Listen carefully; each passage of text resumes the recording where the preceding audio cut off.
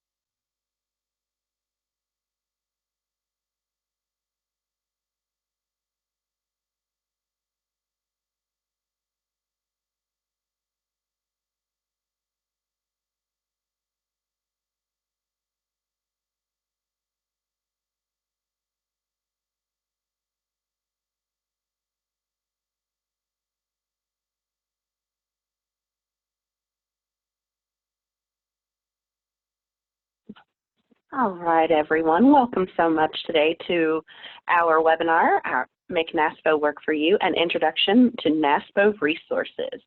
Our presenters today are Mr. Matt Oyer, the Deputy Chief Learning Officer at NASPO, and Ms. Olivia Fry, the Director of Membership and Partnerships. Olivia and Matt are going to go over all of our great NASPO resources that we make available to our members today, and we are looking forward to having the opportunity to answer all those questions that I know that you have. If you notice right now on your screen, there's a couple of things going on, right? If you move your mouse around, you're going to see a little gray bar that's going to say Q&A. That's the question and answer box. During this entire webinar, if you have a question pop up that you would love to have Matt and Olivia answer, drop your question in that in that question and answer box. At the end of the presentation, we're going to go over all those questions together as a group. Also, you'll see the chat function. If at any time you start having issues, or maybe that's the box that you can find and you can't find that Q&A box, that's okay. You can drop your questions in there also, and we'll make sure that we go over them at the end of the presentation. We are so excited to have everyone today. Thank you so much for joining us, even and during these times. And I'm going to turn it on over to Miss Olivia. Olivia? Thank you, Lori, and good afternoon, everyone. We appreciate you joining us today. We know everyone has a lot going on. We appreciate you taking the time to be with us. So we know that there are many, many resources and benefits that we provide to the CPOs and their entire teams and central procurement offices. We want to highlight a couple of those. Before we get started, I would like to introduce you all virtually. There we go, to our new membership engagement and database coordinator, Miss Maya Griffin. She is on the line today, and she's looking forward to meeting you all hopefully soon. Her email is mgriffin@naspo.org, and you can also reach her and I both through the membership@naspo.org email address. She'll be a familiar face to you very soon, so welcome, Maya. Couple learning objectives today. Matt and I would like to go through these different benefits and services to help you identify the ones that are available through your NASPO membership and discuss additional trainings or resources that you may need for your team to be successful. So like Lori said, please be typing those questions into the chat box and be thinking about the resources that you want to learn more about, as well as other resources that we may be able to provide you that we do not already. So the first thing I'd like to point out that is a new slide in this PowerPoint here are COVID-19 procurement resources. This is a last minute addition to this webinar. You may have seen communication from us. We have 2 coronavirus procurement resource pages. One is a public facing page that lives on the NASPO.org website, and there's a banner that you can see here you can click on that is available to the public. And then there is also a members only coronavirus procurement resource page that you can access through the NASPO Network. If you have not been able to view this or wondering where you can find that, please email us at membership@naspo.org and we can get you there. If you go to log into the NASPO Network for this resource or any other resources that we mentioned today and you're unable to, please send Maya or the membership@naspo.org email a quick note and we'll make sure that we get you in there. Couple things that are helpful to you all on this members only coronavirus procurement resource site. We have some supplier vetting forms and resources that we've created, and that includes business credit reports, one-stop reports, and past public contracts when you're trying to vet some of those suppliers in these uncertain times. So just want to make you all aware of that.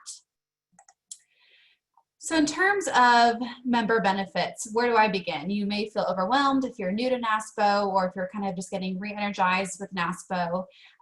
Couple ways. So one is visiting the NASPO website, and I'll go ahead and share that. I want to make sure that you all can see.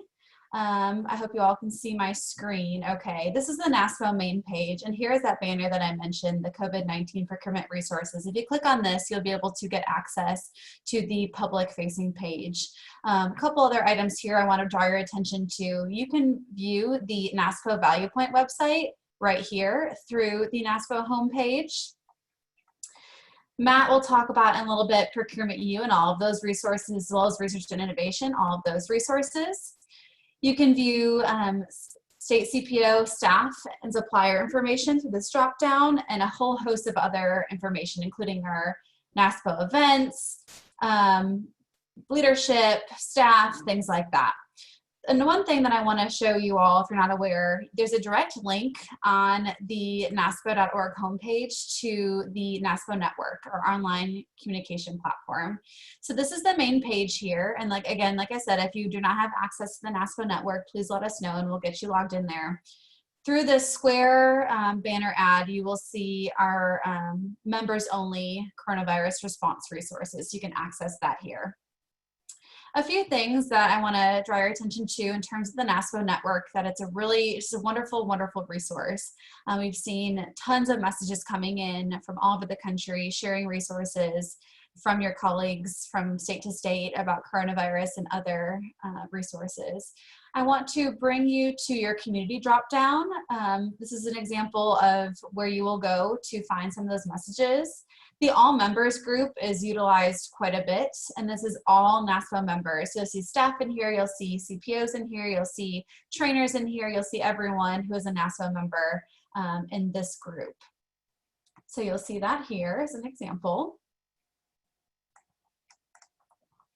I also want to show you all the directory. There are two components of this directory that are very useful and I use on probably a daily basis. There, first of all, is the organizational chart, and this is of NASPO staff. So if you're kind of curious about, you know, who to go to, of course, Maya and myself, the membership team, are always a great first line of defense.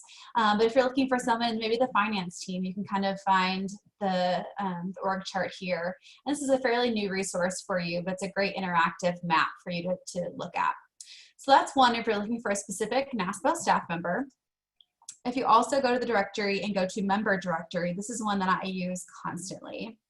So if you meet someone at a conference or you see someone, talk to someone on a webinar today and they have a really great question or a really great resource and you want to connect with them, but maybe you're not sure what state they're from or where to get their contact information, you can go ahead here and search by first or last name or their state, and you can find their information here. So for example, I'm going to look for Miss Terry from Oklahoma. Just type in her here and she'll pop up right here. This is a great resource if you're looking for a colleague across the country or NASPO staff. So I just wanted to show you all that resource. Also on the NASPO Network, we have our Member Benefits and Services Reference Guide. If you've been around NASPO for a while, you may recognize this. We kind of revamped it at the end of 2019 for the 2020 calendar year. And I will show you all where that lives as well. That lives on the NASPO Network, and it looks like this. So we do have a handful of printed copies available to us that we can share with your offices if you're interested, but this does live here in the NASPO Network, and it is kind of a Rolodex of the most popular and used NASPO resources. So it's a great kind of chart to work from if you are hoping to learn more. So just wanted to draw your attention to that resource. Oh. So again, that lives in the NASPO Network. That's a great resource to connect with NASPO staff or with your colleagues across the country. I do want to mention our NASPO Funds. There are a couple different opportunities to take advantage of NASPO Funds on an annual basis. Two that you're probably most familiar with are the NASPO Professional Development Funds and the Value Point Cooperative Education Funds. So how these work, the Professional Development Funds, this year, I'm pleased to let you all know that the Board of Directors has approved an increase in this amount. So there is up to $37,229 allocated per state for 2020. And this is a great opportunity. We understand that many of your states do not have access to funds for professional development and training for your staff. So we urge you to take advantage of this. This fund, as well as our other funds, are available on a reimbursement basis, and our finance team sends out quarterly updates. So you will all be hearing from Megan Lee, our accountant, by the end of the week with your updates for the numbers for your state. So again, PD funds or professional development funds are great for training, leadership training, different certifications you may be interested in. You can use your PD funds to purchase Procurement U courses or practical guides that are provided by NASPO. We're always happy when you look to us for professional development, and we're happy to provide that. The Value Point Cooperative Education Funds are, there's up to $17,000 per state allocated on an annual basis, and that again this year was increased. And those are great opportunities to promote cooperative purchasing within your states. If you have an in-state cooperative or you want to promote Value Point Cooperative, we provide those funds for you. A couple examples here for both of those funds for you to take a look at. I do also want to draw your attention to the Green Purchasing Technical Assistance Funds.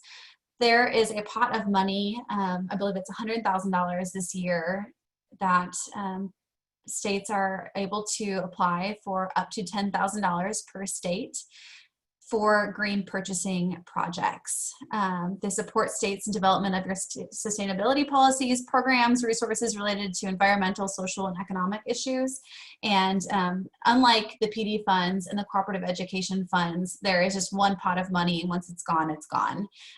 So we urge you to take advantage of that early in the year. That is open and available now, and you can find all the policy guidelines, submission forms, and examples on the NASPO Network. Our regional councils. So many of you on the call have joined our regional councils in the past, and these were originally created to group our states into regions. We have the Western, the Midwestern, the Eastern, and the Southern regions. And the reason for that is that we understand that your states and your region have issues and challenges that may be unique to your region. So for example, the Southern region may not be purchasing snowplow blades. So we wanted to create a forum, a monthly forum for you all to interact with the states in your region. We have a chair and a vice chair for each of these regional councils. You can find information on those on the NASPO Network. And if you are not part of these regional councils, please let us know at that membership email address, and we're happy to get you involved.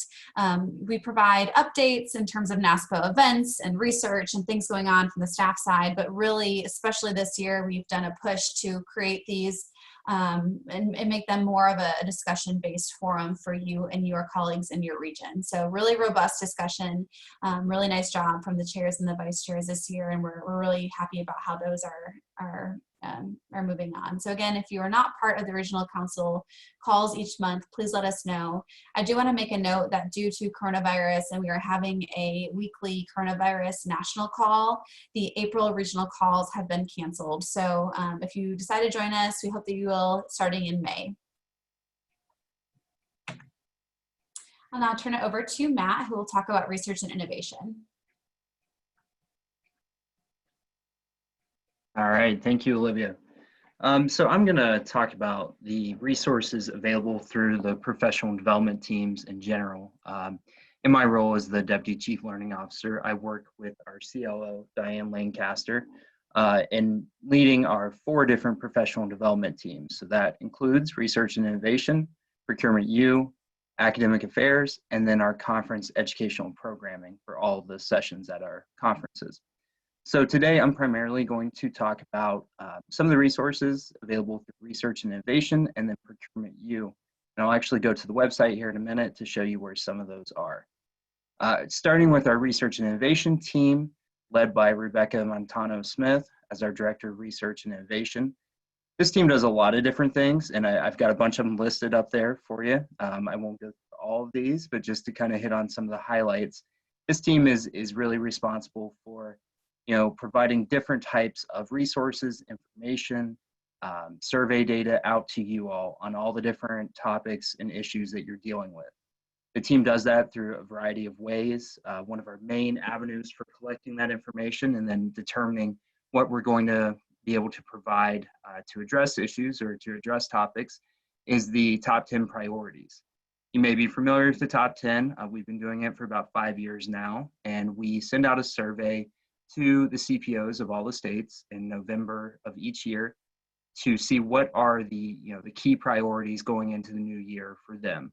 And out of that survey, we develop the top 10, which we publish in January of the year. And then it drives a lot of our resources, content decisions for conferences, feeds into Procurement U Courses, just a lot of what we do throughout the year in terms of what we provide to you. So that top 10 is available on the website, and I'll point out to you when we switch over to it. But that drives a lot of our direction each year in the action plan that we have.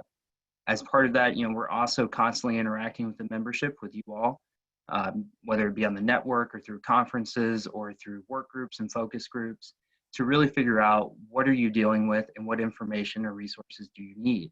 So we try to be very responsive to that throughout the year. So some of the things we offer that are listed on here, obviously, publications in terms of white papers and toolkits and things like that. And I will I will talk about a couple of those, including some of the newer ones we put out. We also do things such as, fact sheets, some shorter form publications with that. And then we support different areas in terms of everything from conference sessions to Procurement U Courses. The research and innovation team is really involved in a lot of different areas with that. They also, just kind of back to what Olivia had touched on, our team is involved in the Green Purchasing Technical Assistance Funds. Those funds are actually currently open right now, and the team has done a great job over the last few years of kind of highlighting the different uses for those funds and then reporting out on what states have been able to utilize it for. Now I will go ahead and shift over to the website so we can kind of show you around a little bit and let you know where some of these resources are.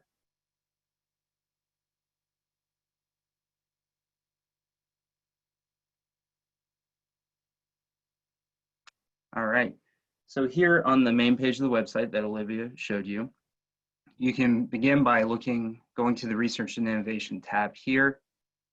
You have several different options with it. If you're just generally looking to see what we have and what publications are available, you can go to the Publications tab. First thing you will see is the top 10 that I mentioned.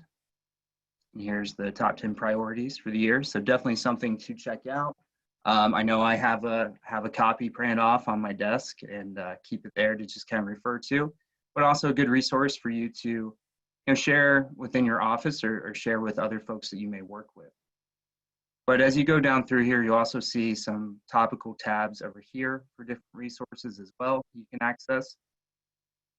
And as I mentioned, these papers, were developed by NASPO staff, working with members of NASPO over the years, in different capacities, through committees, through work groups, focus groups, things like that. So these were, written by your peers, working with NASPO staff as well. So we hit on a lot of different topics there. And one of the other areas I want to point out to you, and it's an area that we get a lot of questions about, or a resource we get a lot of questions about. It's also a place that, we tend to start in terms of answering questions that we may receive from you all, and that is the Survey of State Procurement Practices. We do this survey every 2 years. It's a survey that goes out to all of the CPOs, and it hits on just a variety of topics. Just about everything you could think of somehow ends up on the survey in terms of the questions we ask. Here's kind of a list of some of the major categories here. Everything from procurement authority, cooperative purchasing, green purchasing's on here, size of the procurement office, IT procurement, just every different topic that we can kind of hit on at least at a high level. And then in many cases, we have links to the procurement office's website or to the statute related to that specific topic. So it's a great place to start if you're just looking for some general direction on what other states do, or if you're looking for a specific example. I would definitely start here with most things for the state practices, with the state practices survey. I will also just say, and this is something you'll probably hear me kind of hit on a few times, but our staff, the research and innovation team, and Procurement U, we're here to help you with these resources as well. So if you need some information on a topic and you think it may be in the survey, but you're not able to find it, or if you just want our help finding it, feel free to send us an email. And that's what we're here for. We do that pretty regularly in terms of trying to hunt down some of this information for you. But I do want you to know where you can access it here on the website.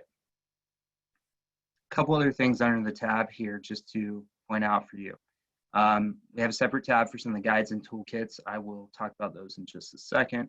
But I do want to show the state preference repository. This is relatively new. We have put this on here in the last year or so.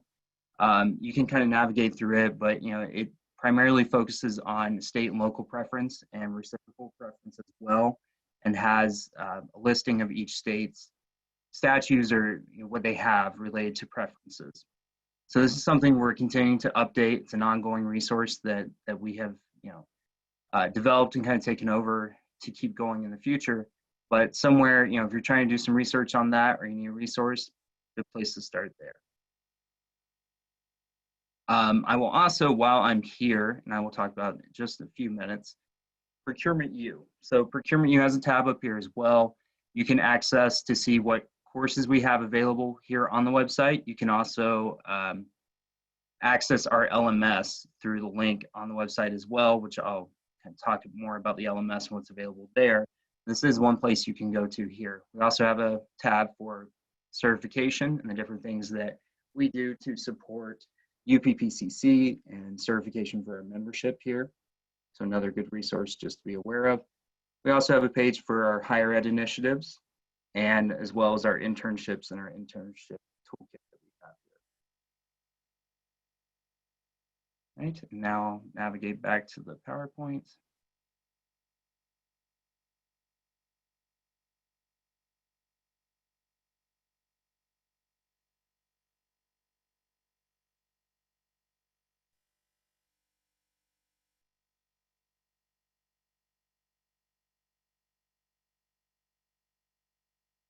Sorry, just one second. There we go. Thank you, Olivia. All right, so moving ahead here. Talk a little bit more about publications as well. So some of the publications I did want to hit on in terms of specific ones. Emergency Preparedness Guide. So we just launched this within the last week. This is a publication we've been working on for several months. It's primarily focused on natural disasters and preparing for them, but a lot of the kind of general guidance that's in there in terms of being prepared does apply with the current situation that we have going on. So, and we put it out there on the network, and now we're working on putting it on the website as well. It's also listed on the COVID-19 page that Olivia mentioned. So there's information in there about preparing your office, information related to working with FEMA, a lot of links and resources there for that. A couple others that I'll hit on. Mentorship Toolkit, we launched about 6 months ago, focused on developing a mentorship program within your procurement office. It's got a lot of different templates and examples and things like that for how you can develop your own formal mentorship program within your office, or just some elements you can pull out and kind of apply within, more informal general mentorships as well. A couple other resources that are there: Green Purchasing, our Tech Next series, which is focused on innovative technology within procurement, and we are actually working on a couple additions to that series that should be launched in the next few months.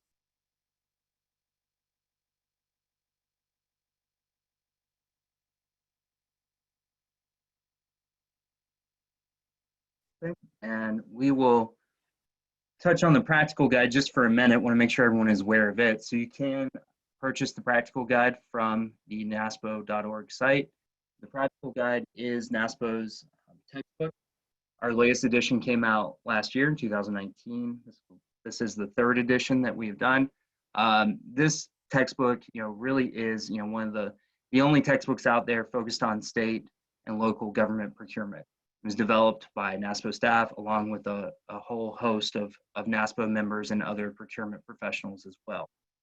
And this textbook hits on a lot of different topics. I would say, if we have anyone that is just new to procurement, new to public procurement, this textbook is a great place to start. It has a lot of different topics within it, definitions, resources, things like that. So just a great resource that is out there, and it's available on the website, but I would also, there's a lot of copies that we have sent out.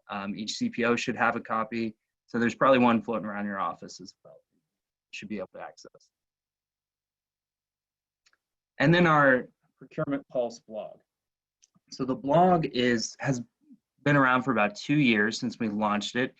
It is, really a great place to hit on a lot of the kind of emerging issues within procurement. And our research and innovation team maintains it and writes articles for it that we publish weekly. Sometimes we put out 2 a week. Hits on everything from, some general kind of NASPO updates in some cases, or resources that are out there, to really hot topics or things within procurement. And we've covered a couple things here recently related to remote work, online learning, but a lot of different topics that we try to address through the blog itself. Obviously, it's a blog, so we keep it short. We try to point you towards other resources that are out there. and you can subscribe to it so that you get a notification every time a new article gets published. So just another free resource that's available. And this one is available to non-NASPO members as well. So it's out there. We get a lot of interest from different people on it. So something to check out.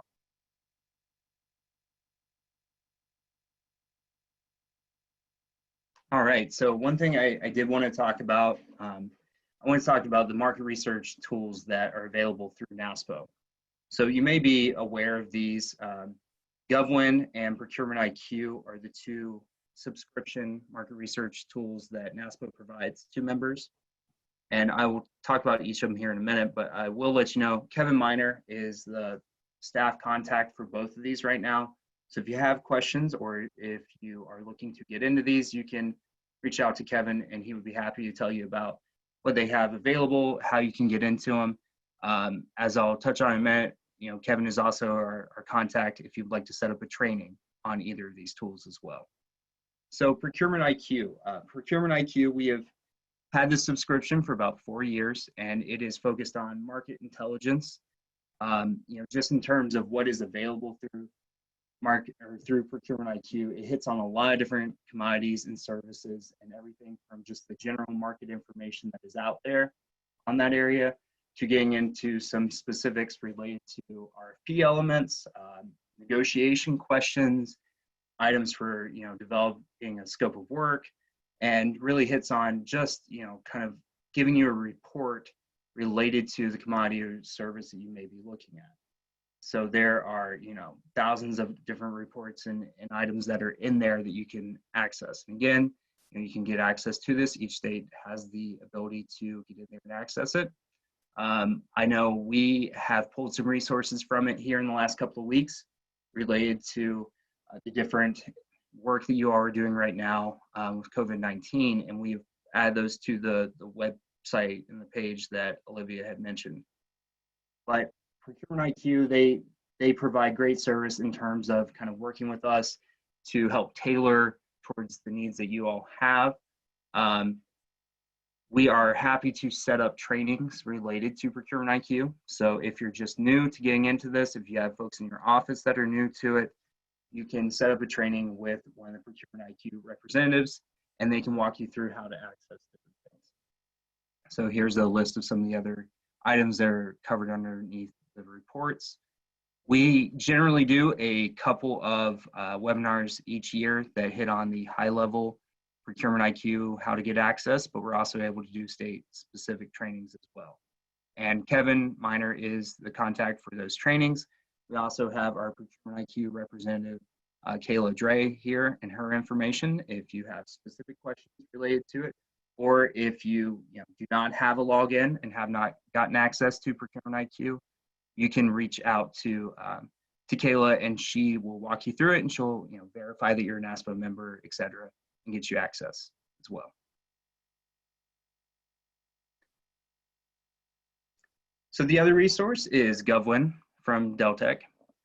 So GovWin has thousands of different solicitation and contract documents that are available. You're able to search and filter to access those. So they pull from everything from state, local, federal, and they put all those different documents in here, and then you can filter through them to find what you're looking for.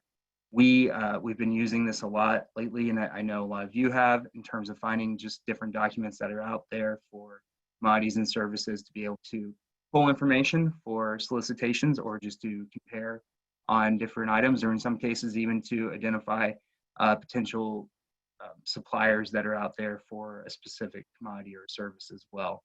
So it is a great resource to be able to do some general searching and to find what you're looking for in terms of examples, or being able to do some comparison. We have also on the COVID-19 page put a couple of resources from GovWin, including some filtered searches they have already created for some of the specific commodities that you all have let us know that you're looking for, to make it a little bit easier for you to find what you need. So that's something to look at as well, for immediate needs right now. So there's a lot of different documents to be able to access and kind of filter through and see what you what you're looking for, and being able to kind of pull the information you need. Again, with this one, we're also able to set up trainings as well. We can do state-specific training for you, and we will also do the more general high-level GovWin for everybody probably later in the year. We've had a lot of states that have really adapted both these tools and been able to utilize them in a lot of different ways. I know Kevin's highlighted some of the, some of the states that have really been able to embrace and use the tools and some of the things they've used them for. So we know that there's a lot of you who really get a lot of value out of these tools and are able to use them. So if you're not familiar with them, please reach out to us or reach out to one of the reps from GovWin or ProcurementIQ to find out more about it and explore those tools, because they are available to you through NASPO.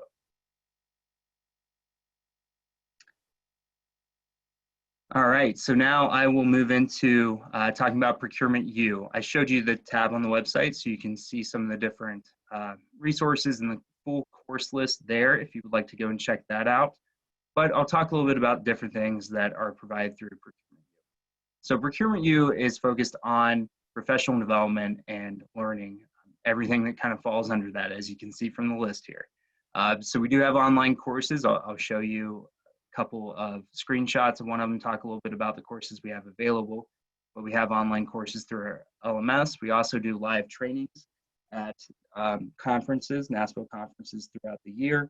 Typically do those on the front end of the conference, and they are usually 4 hours of live training with online components as well. So a great opportunity there to get some live training and get some contact hours for certification or professional development.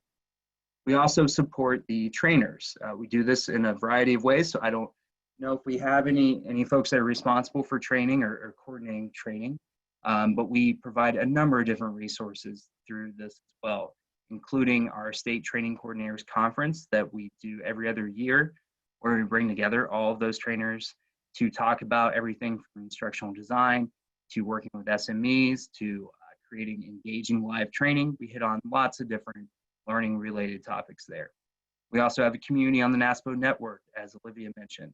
So if you are a trainer responsible for that, we can add you to the training community and you can interact with other trainers from all the different states and share information and just share what you're doing as well.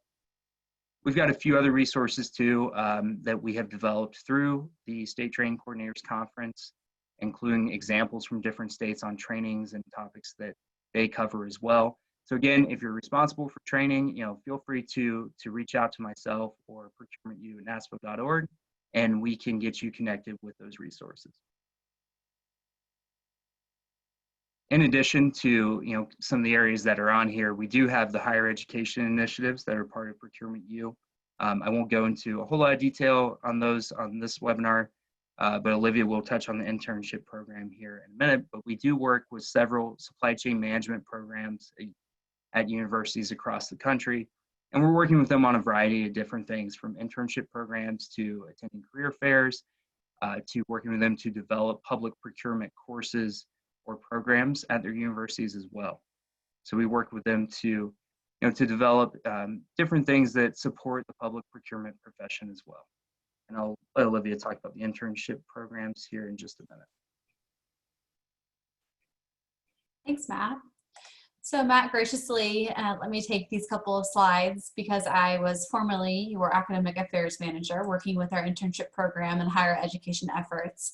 So at a high level, internship programs are important for a couple of reasons. It gives students real world examples of projects and that professional experience they may not otherwise get in the classroom, and also helps to bring fresh ideas into your office. We ask that you provide real life problem solving projects for students, and it's a really great opportunity to get an extra pair of hands on deck for a few weeks in the summertime. So NASPO has a very robust internship program that we've had for several years now. And how it works, there is an application process that opens up usually in about September, October for the following summer. So that program has grown over the last couple of years to increase in the amount of states who are able to participate. And NASPO provides a grant to each of those states to pay for the wages of that intern. We have a lot of resources to help you, guide you through that process. Like Matt mentioned, the internship toolkit. We have past internship job descriptions and projects from states who participated in the past. There's an internship participant community in the NASPO Network, and of course, NASPO staff support. If you have not met Dan Kruger, he is our new academic affairs manager, came on board a couple of months ago. He is wonderful and has jumped right in.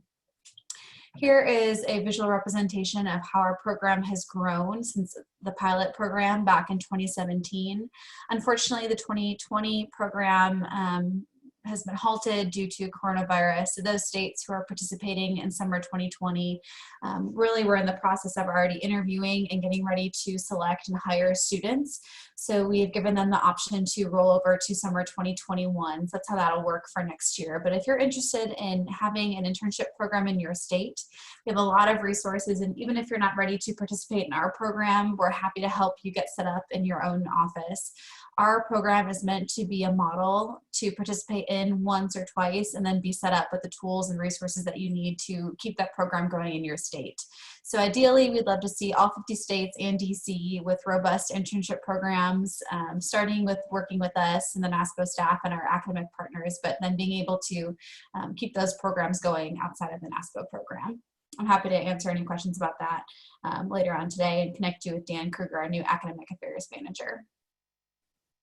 So with that, I'll give it back to Matt to talk about our Procurement U courses. Thank you, Olivia. So to go into a little more detail on Procurement U, and in particular the online courses. So I have a course list here just with the different topics so you can see some of the things we hit on. Again, you can see a full list of course topics as well as a description on the NASPO website. But I would recommend, the best place to kind of get in and start exploring what Procurement U has to offer is to go ahead and create an account in our LMS. Obviously, it's free. Go ahead, create an account, get in there, start looking at the course catalog and kind of navigating it to see descriptions and different things there. Also, one thing that we do have, we have a free course on blockchain and procurement that is available through the LMS. So if you'd like to, if you've never taken an online self-paced course, or you just like to see, kind of what it looks like within our LMS, or if you're particularly interested in blockchain and procurement, you can access that course we put out about a year ago and developed it based off a lot of resources that the research team had created. With the other courses, generally, all of these courses that are listed here are self-paced online courses, meaning that you can get in there, purchase it, access it anytime you want to. You could spend 10 minutes on it, come back to it a month later, finish it, however you want to do it. It does not go away. There's not an expiration on it. So you can access those courses whenever is convenient for you. And that's something that we really put an emphasis on in developing Procurement U and these courses. We wanted it to fit your schedule, right? And be able to access them as you needed and get that information. So we hit on a lot of different topics here. Many of these are introduction level courses that we've developed over the last few years as we've been building Procurement U. We also have a few courses that are hitting at more of a higher level, manager level or above, some of them as well.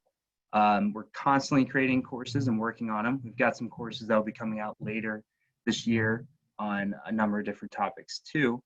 But again, I recommend getting into the LMS, taking a look at the course catalog, kind of navigating through it. With all of these courses, once you complete them, you will receive a contact hour, or depending on the length of the course, multiple contact hours, and that will be accessible through a certificate that you can download. So it'll say completed Procurement 101, 5 contact hours, and you can use that for whether you have certification requirements for your state certification program, or maybe UPPCC, which I'll touch on in a minute as well, and Olivia will speak to. But you have that documentation of completing the course and the contact hours related to it. Our courses range from 1 contact hour up to 5 contact hours, our longest course, and that's Procurement 101. And so you can get those different hours through there and have that documentation. It'll also all be documented in your transcript within your Procurement U account as well. Within that account, we also, on your transcript, you'll also be able to see any live trainings that you completed at a NASPO conference. So if you attended one of our trainings at a regional conference last year, that's going to show up in your transcript too.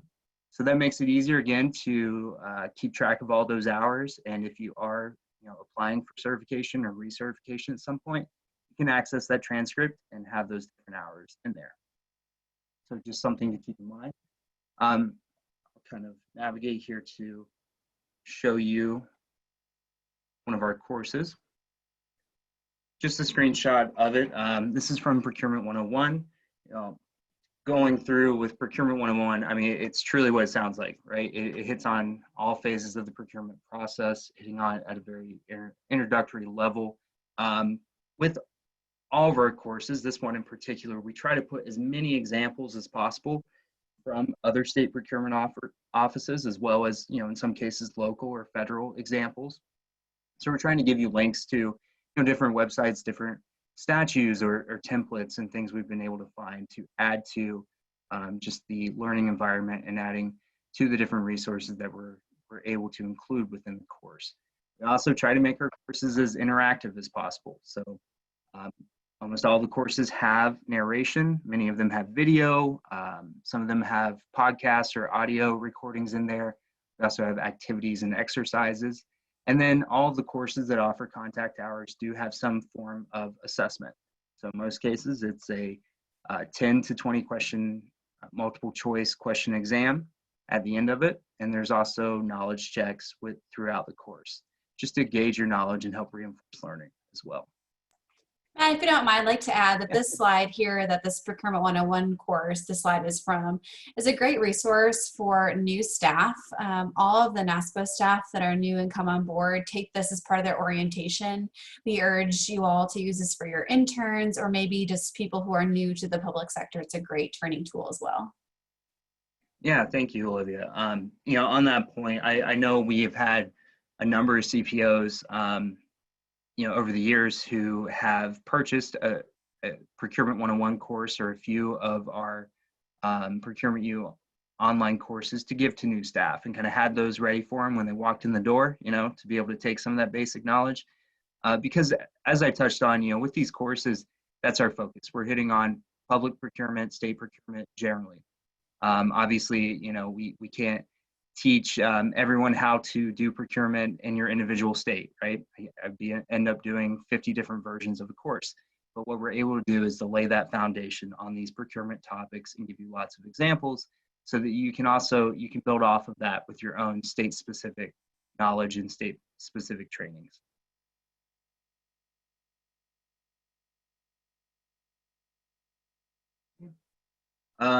Just a couple other courses to hit on, new courses that we've launched here recently. So Introduction to Public Procurement Ethics. This is a 1 contact hour course. It is $20. On the pricing at all of our, for all of our online courses, the self-paced courses, for you all and any state government employee, the cost per contact hour is $20. So again, most of our courses range from 1 to 5 contact hours. So our most expensive self-paced course for state government employees is $100. Non-state government employees, local governments, federal, whoever it may be, it's $35 a contact hour as well. Other course I'd like to touch on is our customer service and government procurement. So this one is interesting because it's a little bit different from the other courses I've mentioned. It is an instructor-led online course. The first time we have launched a course like this where portions of it are online self-paced, but you have an instructor who is leading weekly webinars and who is there to answer questions and help guide the students throughout the topic as well. So that course, we just did our pilot version of it, finished it up a few weeks ago on customer service and government procurement. And that was a training with an instructor that we actually had as our training at our regional conferences last year. And we took that, we made it into an online course, and we got great feedback off of it. We're planning on offering that again, probably in the summer or early fall of this year. It is 8 contact hours as well. So something to keep an eye out for if you are interested in this topic. And again, it's taking customer service, general customer service principles and applying them to public procurement work that you all do.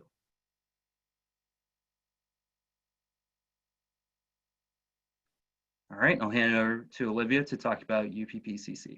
Thanks, Matt. Switching gears a little bit, but still talking about professional development. So one thing that we want to make you all aware of today is, you're taking these Procurement U courses, you're coming to conferences, getting that training, and you're getting all these great contact hours. What do you do with them? So I want to make you all aware, if you're not already aware of the UPPCC, the Universal Public Procurement Certification Council, which is quite a mouthful, but they are recognized as the premier public procurement certifications in the country, and NASPO supports UPPCC and partners with them and has for several years. So the CPPO is a Certified Public Procurement Officer, and the CPPB is a Certified Public Procurement Buyer. You do not need to have the CPPB before you sit for the CPPO. Many people do go for the CPPB first and then go on for the O, which is a little bit higher level certification. They recently changed their qualifications to sit for the exam, so I urge you to take a look at that. We do provide through Procurement U a number of prep courses for both of these certifications, and we urge you to take a look at that or reach out to us with more questions. But we definitely recognize UPPCC certifications as the premier certifications in public procurement. We're very proud of that relationship with them.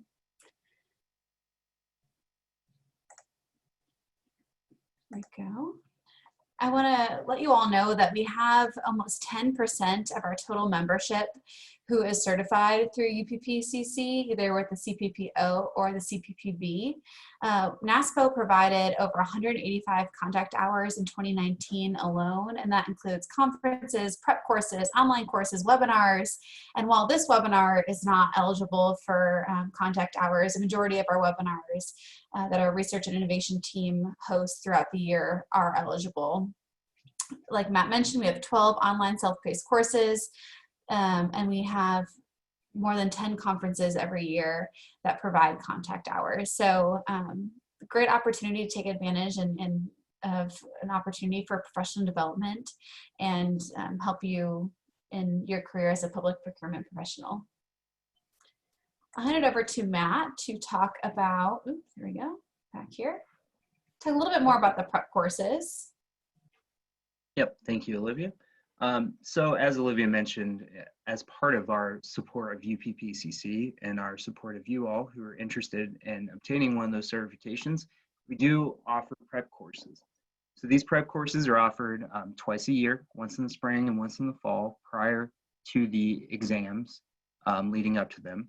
And the courses last 9 weeks, and they're online with a facilitator who leads weekly webinars on each of the 6 domains of the body of knowledge from UPPCC.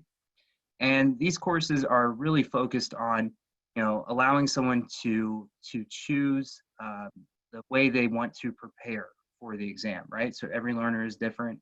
Everyone is coming to, this course with a different level of knowledge, different levels of experience. So what we try to do is build out different resources, including exam questions, example exam questions that we've developed around the domain body of knowledge within the domains, and resources and different links that you can read and look at to help inform your preparation process. We also have the webinars with a certified facilitator who walks through each of the domains and answers questions and leads discussion around those. Again, it's meant to be kind of a complement to an individual's own studying and their own preparation process, and help them develop a process that works for them in terms of preparing for the exams. We've been doing them for almost 4 years. We actually have our spring course going on right now. We have over 50 participants in it. It's going very well, and we offer a CPPO and CPPB course, and they do the facilitated webinar together. And then you can also see here that our our pass rates for folks who take the CPPO or CPPB prep course and then go on to take the exams. CPPO, it's 88% pass rate. CPPB, it's 72% as well. So we're proud of those and proud of being able to help you all and public procurement professionals in general achieve these certifications.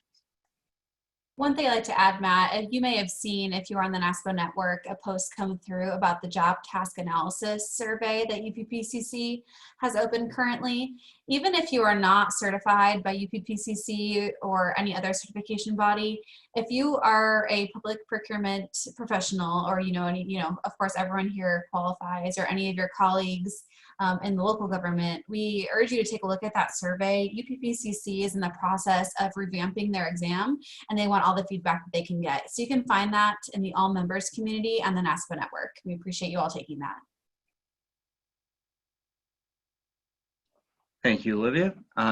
So I will go ahead to this next slide here to talk a little bit about achieving CPPB or CPPO certifications.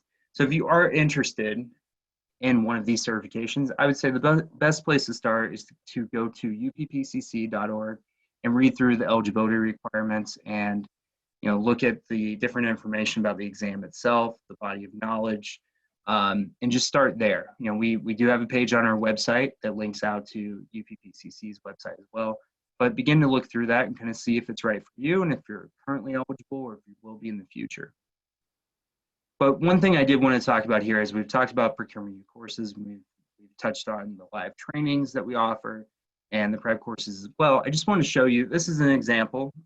It's just something I kind of mocked up based off of the different things we offer, but to kind of show you how you can get the contact hours, training contact hours that are required to be eligible for the CPPB certification. So this is something where you need those contact hours in order to be eligible. You can get them through a variety of different areas, whether it's trainings within your own procurement office, your own state. But I want to show how you could get those hours through NASPO. So as you look at this again, this is just one example. There are many different paths to this, but 72 hours is the number that is required for CPPB for eligibility. And I'll just kind of show you here, kind of looking at a 3-year period. To walk through this, let's say you take our contract administration online course, 3 possible hours there. 2 Procurement U live trainings. Again, we offer those at regional conferences as well as our annual conference.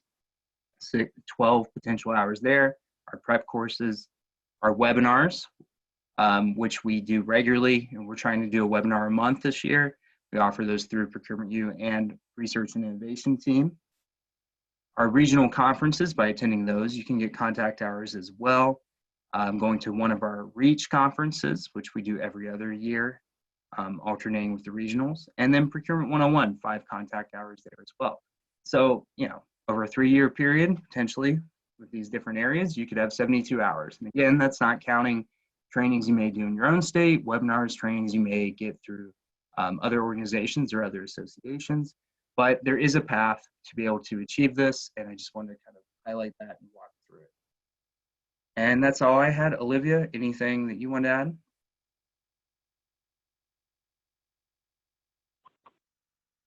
Thank you, Matt. No, I think we can open it up for questions. Laura, do you have any questions in the chat box? Hey, Olivia. Yes, we've had a couple come through. My first one that I'd like to bring up is coming from Miss Margaret, and she would like to know, okay, if you guys could go back one slide, and we're looking at the example here for the CPPB.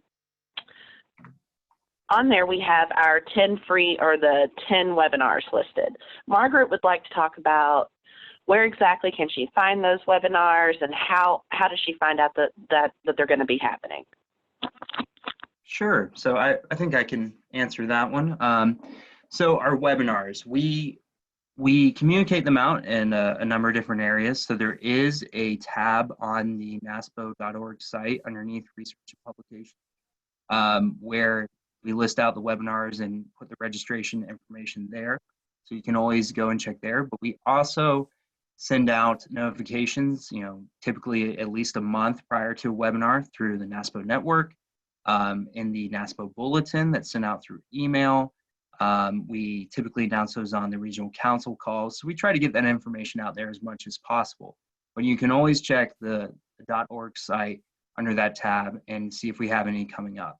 And we do webinars on all kinds of different topics. You know, we just, within the last couple of months, finished up our Cronin Award webinars that we do, where we do a webinar for each of the Cronin Award finalists from the previous year. So Lori actually facilitated and led those webinars with our state members from the Cronin Awards.